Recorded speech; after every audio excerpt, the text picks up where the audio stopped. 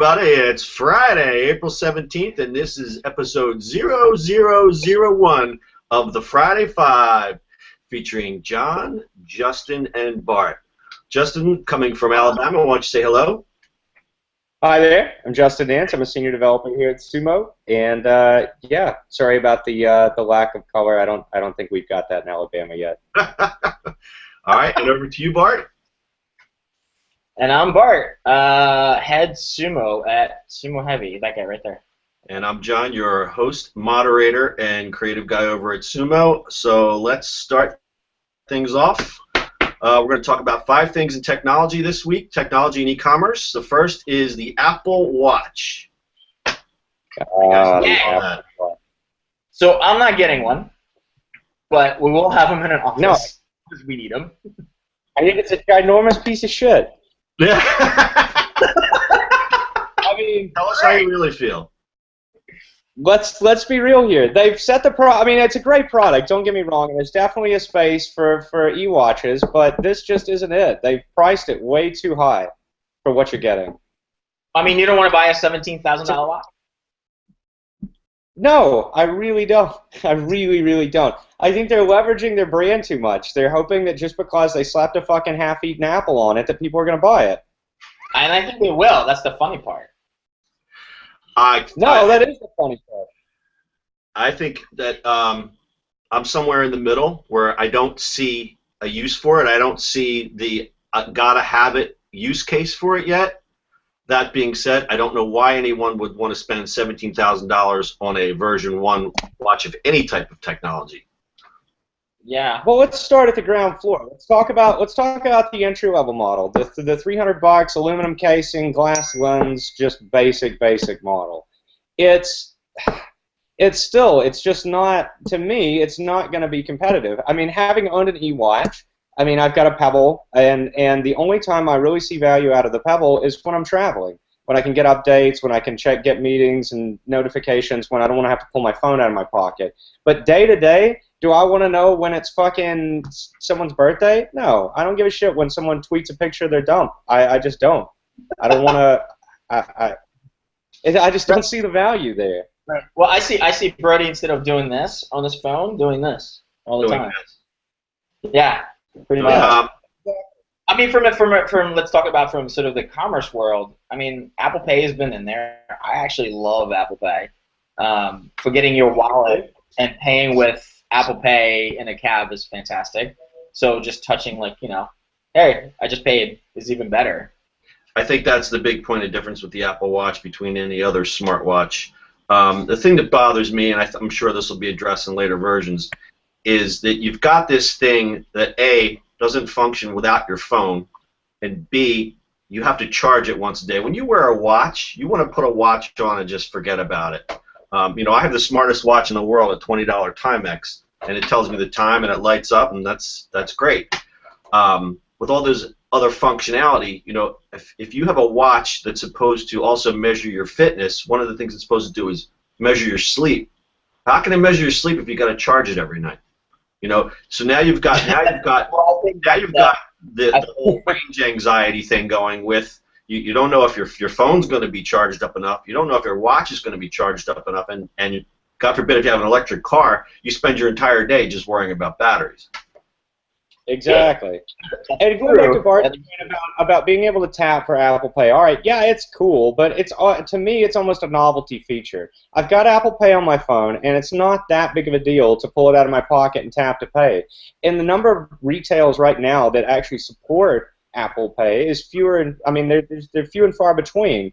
I mean, sure, you've got Uber and some cabs that support it, but I've tried it 4 out of 5 times. And granted, I'm in Alabama, but 4 out of 5 times I've tried it, it's declined my card. And believe me, it's not because of insufficient funds. It's just they just don't support the technology yet. It's because Cracker Barrel doesn't have the interwebs yet to figure out how to connect to the bank, right? Exactly, exactly. And then you start looking at the higher price models. Sorry, go ahead. So no. Actually, so every single credit card sort of swipe thing can work with it. It's kind of weird, and they don't advertise as whatever. It's there. Can, but does it currently?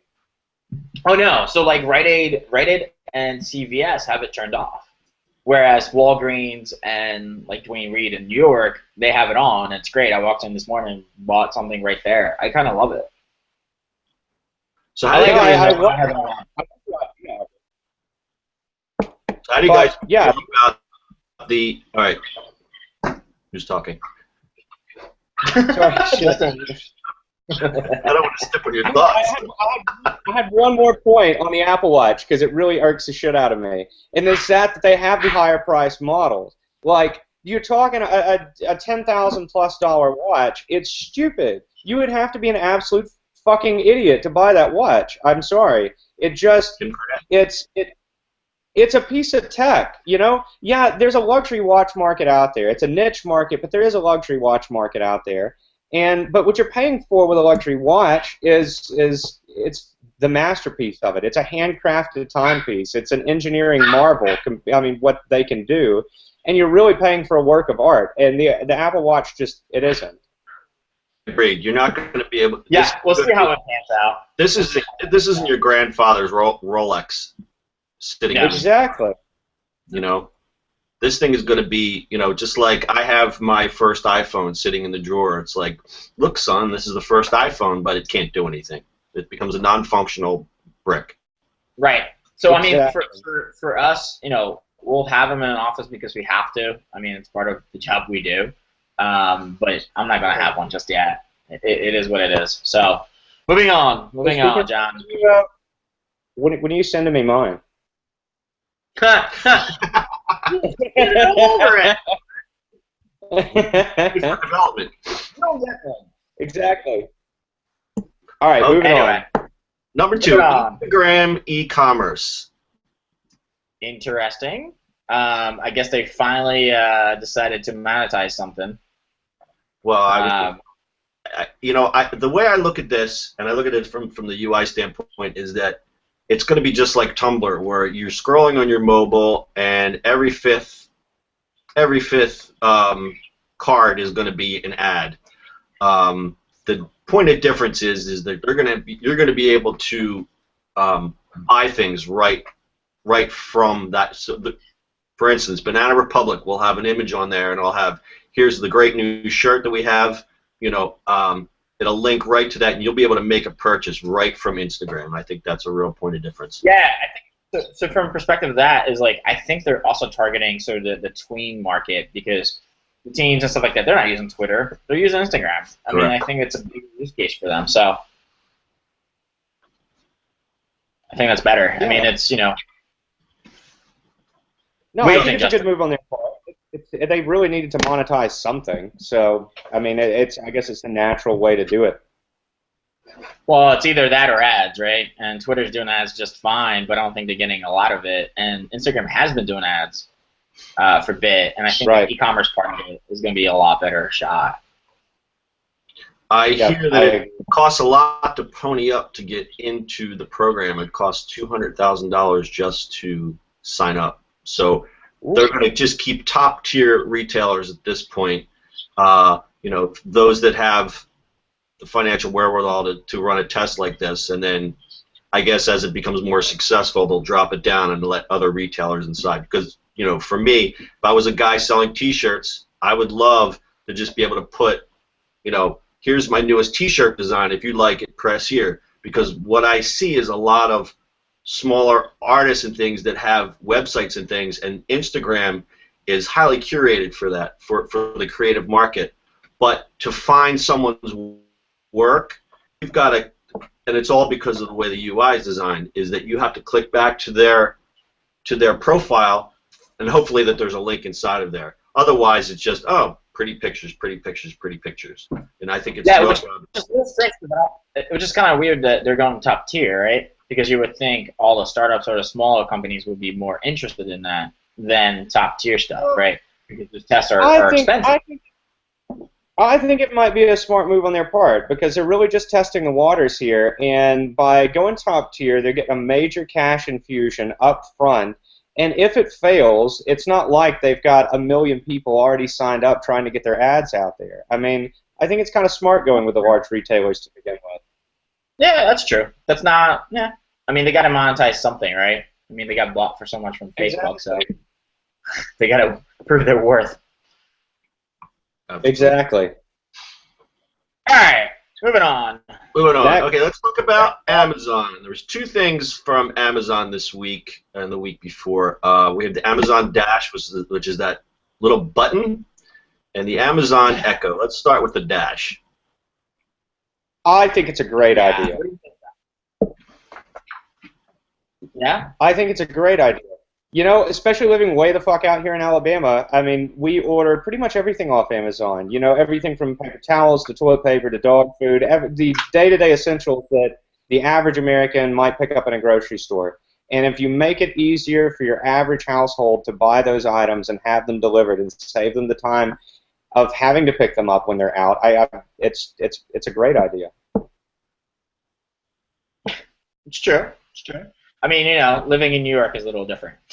But I still get yeah, sure, but you know, for an hour. Exactly. Well, I'm in the middle of the road. I'm in Philadelphia, and I still see the convenience. You know, I don't get things in an hour like you do in New York City, but I'm not exactly 100 miles from a store. But, you know, in a busy day, it's nice to be able to know, hey, you know what, I got this thing, you know, I ordered this thing and it's on its way and I don't have to worry about it anymore. Yeah, I think it's cool. Go ahead, Justin.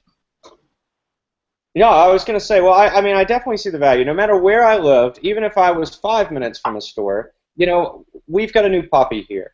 And I go through paper towels like nobody's business. It's stupid how many paper towels I go through. And it would be so...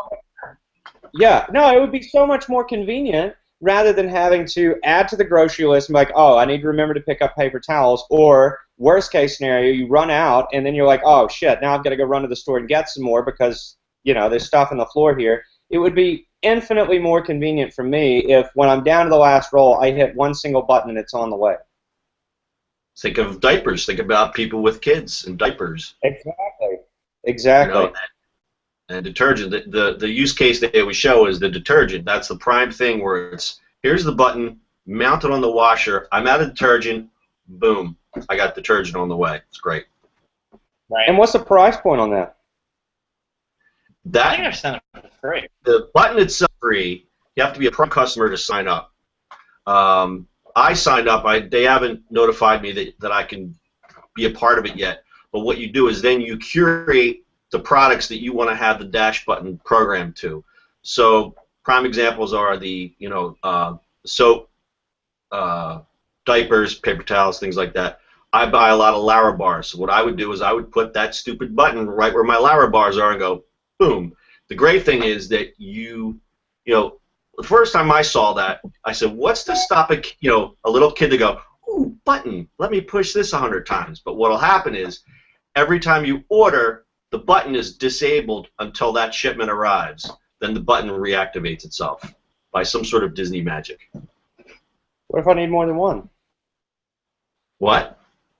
What if I need more than one of the product that I want? I think you have to go into your settings and say each time the button presses, I want 2 orders or whatever it is. Okay, so that's not terrible. So you can't, right? So I understand your point. It's like, I used 1 roll of paper towels this week, but I'm using 6, so let me push the button twice. I think that's one of the downsides. But I think they're more or less someone who uses a consistent amount of product over a consistent amount of time.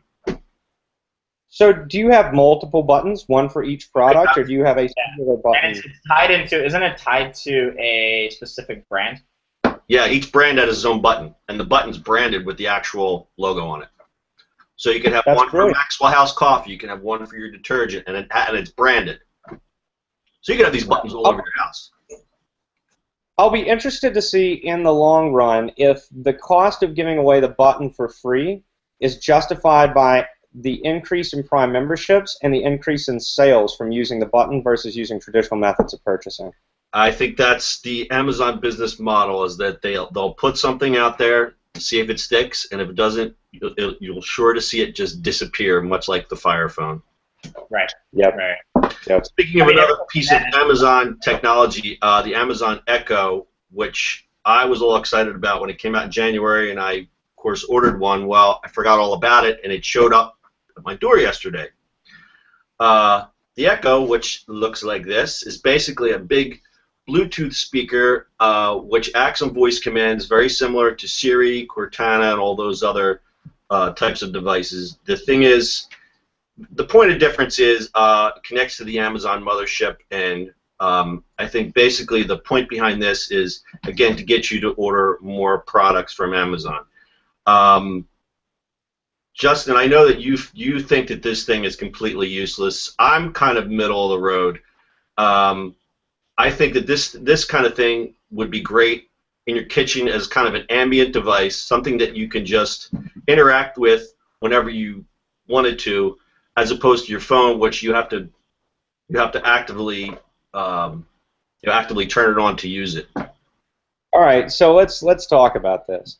The reason that I think that it's absolutely useless is because with my Apple phone, I can plug it in and I can activate a feature called Hey Siri. Once it's plugged into the power, all I have to do is say Hey Siri, and it takes voice commands from then on out. In comparing Amazon service to Apple Siri service, the only thing that Amazon has up on it is the ability to order items. And that really brings up two case points. One, what's to prevent children from simply just ordering items, which I guess could be mitigated with voice recognition. But the other issue is, why? Like, why? You're already putting buttons in my house. All I have to do is pull up a web browser, the app on my phone. Why do I need another device? I think this is something that not everyone is going to use. I'm kind of struggling as to whether I'm going to hold on to this thing or not. I'm going to try it for a month, and then I'll probably get rid of it. But the future of this thing is not just for, Alexa, add apples to my shopping list. I added apples to your shopping list. Or if I want to hear a joke, Alexa, tell me a joke. No jokes? No jokes. So she's not funny. I mean, that's another strike. But the future of this thing is going to be, this will eventually, there's also SDKs out there for having this part of the connected home. I think this already connects with the Philips Hue lights and one of the other home automation things. So basically it's one of those where it becomes a communication hub in your house. Right now, it's basically a pretty nice speaker that can tell you the weather. I mean, that's but to that point, though, first off, as far as the ordering goes, yeah, it's easy to add apples to it, but how do you know precisely what apples you just ordered? Maybe you're specific. Maybe you only like a specific type. It doesn't do that. Here's what it does. It basically interacts with an app on your phone, which now you're going to probably freak the hell out because you're going to go, why do I need this? It puts everything within the app. So you can go, and if you interact with this thing for a while, and you go to check your phone, everything you've added is added to lists. You can do to-do lists, you can set alarms, you can set timers, just like your phone. Everything gets dumped into the app. It even takes conversations that you've had with it and places it on cards on the phone. But it doesn't actually order anything. So you don't have to worry about, saying, the kids saying, can we order, 100 copies of Star Wars? It won't do that. It doesn't do anything automatically. It's basically like, again, a glorified task manager, list maker, time rates, does everything that your phone will do. And in fact, the thing is useless without your phone. So. And the one valid point that I've heard come out of all this is the open API, so you can control Hue lights and all of that. Because I'm really all about this home automation, future technology. It's fantastic. But what is to prevent Apple or Android to simply opening up the exact same API on their device, and then I don't have to purchase anything new? I can just control it via voice with my existing devices. Exactly right. That's why I think this thing is going to go on eBay in about a month. I don't see it. Okay, next, Etsy, their IP Etsy filed for an IPO. Their stocks jumped 86% on the first day. What do you guys think? So first of all, Union Square Merchants made an ungodly amount of money yesterday. They bought, they invested in it at like nothing, at pennies on a dollar. So this guy's cashed out at a good point yesterday. Other than that, I don't know. Etsy hasn't made money yet, which is interesting. Which is amazing. How do they not make money? How did that happen? Who the fuck is running that company? How has that not made money? I think the money finances their growth in fancy offices. Right. I have mixed feelings about it, because on one hand, all right, great. You went public, you made a lot of money, you can then grow from that and what have you, but there's no excuse for them not being profitable yet prior to going public. No excuse for it. Right. I don't know. It's interesting. And as a potential buyer, as someone who might actually consider buying in, I would be concerned by that. I don't know where these people are. I mean, I see the value. They've got a ton of customers. They've got a loyal, devoted fan base. They've done amazing things as far as generating hype. Everyone knows Etsy. But the fact that they haven't made any money off of it is a red flag to me. Yeah, I mean, so there's different conversations on that. Is it just growth and they have the money to grow, or is it I don't know. In my point of view, it's like, where's the money coming from, right? Make money. I don't get it. Yeah, I think a platform like Etsy is suffering from the same kind of growth pains. There's some people that have made a shitload of money selling things on Etsy, and now the main complaint, just like eBay back 10 years ago, is that it's just so competitive, and because Etsy caters to the creative community, it's so easy for someone just to come in and rip off your idea. I mean, I see, say, a guy who does lettering and he sells these little prints. All of a sudden, there's another guy who goes, oh, this guy's doing pretty well. I'm just going to copy his designs and sell the same thing. And I think that's something I'm really going to have to keep an eye on. But at the end of the day, that's just talking about the end user. At the end of the day, Etsy's still making just as many sales, whether someone copies your idea 10 times over or not. Sure. Why are they not profitable? But where do they make their money? The store owners make the money, and the store owners start moving away. And if Amazon suddenly says, you know what, we're going to open up our little Etsy shop because they do that shit all the time, what's to stop them? Right. Does Etsy not take a certain percentage of sales? Does Etsy not take a certain percentage of every sale? Sure. I think they do. I think there's a point to it, but I don't know. They're just... It used to be a flat fee. I don't know what it is anymore. Where's that going? I don't know. I don't know. I really don't know. Stay tuned. Okay, speaking of IPOs, we have the fact that Shopify has filed for an IPO. Looking to raise $100 million. I am stoked about this. That's very exciting. I love Shopify. I agree. They're a great company. They're growing. They're just super nice. It's great for little shops to open stores, and their growth is nice, and they let you do a lot of stuff without technical knowledge, which is kind of weird because considering what we do for a living. But I like it. I like that growth. I think there's going to be more of a place for people selling things on places like Shopify because of all the work that's been put in the last 20 years of just really unifying how the web is presented, and now that everything is responsive and everything is, there's almost more of a uniform standard.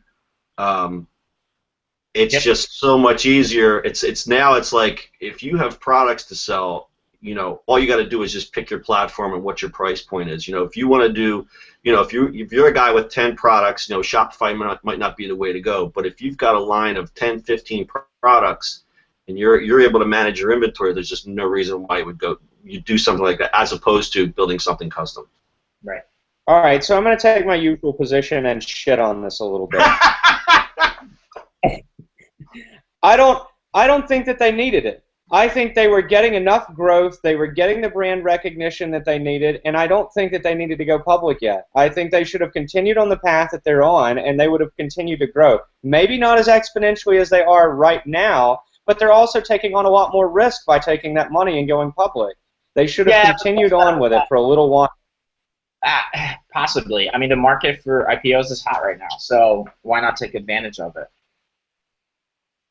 Money's out because there. Again, I don't know. You're diversifying at that moment. I mean, you're losing a little bit of equity in your company. You should have just kept it and kept growing it. If I've heard about it in Alabama, it's big enough. You know what I mean? Like, you're on the right track. Right. Well, I mean, I think it's a bigger. I don't know. For me, I think they're just become a bigger thing. So we'll see. I mean, there's always. I don't think it was a terrible idea. They're going to see huge growth out of it. It's not that bad. It's not as bad as Etsy, but I'm not sure they needed it. Yeah, I mean, like somewhere in Magento, they're trying to spin out too. Who knows what's going on with them? BigCommerce, all those little players, they're just little players. Shopify is the big one in that space. So we'll see what happens with it. I hope they do well. Yeah. I mean, that's certainly the point. I do too. Yeah, I really do. I hope they do well. Or they'll be acquired. Or that. Whatever happens. So, anyway, so that was fun. Okay, that's 5. That's it. I think. We got fun Yeah, no, I liked it.